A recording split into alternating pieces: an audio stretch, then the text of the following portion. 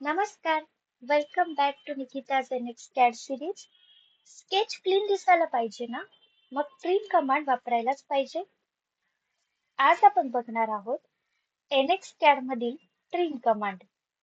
जेव्हा दोन lines, circle किंवा आर्क इंटरसेक्ट होतात, तेव्हा अनवॉन्टेड पोर्शन डिलीट करण्यासाठी ट्रिम कमांड वापरतात. चला आता आपण ट्रिम कमांड प्रॅक्टिकली बघूया. यासाठी मी दोन शेप ड्रॉ करून घेणार आहे. तुम्ही अकॉर्डिंग टू युअर जॉब और according to your profile draw करा आणि अनवॉन्टेड भाग ट्रिम करा. या ठिकाणी मी दोन सर्कल ड्रॉ केले. आता ट्रिम कमांड सिलेक्ट करा. ट्रिम कमांड सिलेक्ट केल्यानंतर ज्या भागाची तुम्हाला गरज नाही त्या पोर्शनवर क्लिक करा.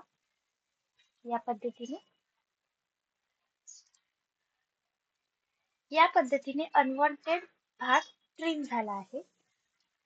एक इम्पॉर्टंट टिप सांगते, प्रोफाईल क्लीन ठेवणं खूप गरजेचं आहे, कारण पुढे एक्सट्रूड करताना एरर येऊ नये म्हणून. ते आपण पुढच्या व्हिडिओमध्ये एरर आणि प्रोफाईल क्लीन कशी ठेवायची हेही शिकणार आहोत. सो NX CAD शिकत असाल तर बेसिक कमांड स्ट्रॉंग असणं खूप गरजेचं आहे. आय होप तुम्हाला ट्रिम कसं करायचं ते समजलं असेल. नेक्स्ट कमांड आपण एक्सटेंड कमांड घेऊया. तो व्हिडिओला लाईक करा, शेअर करा, फॉलो नक्की करा. थँक्यू.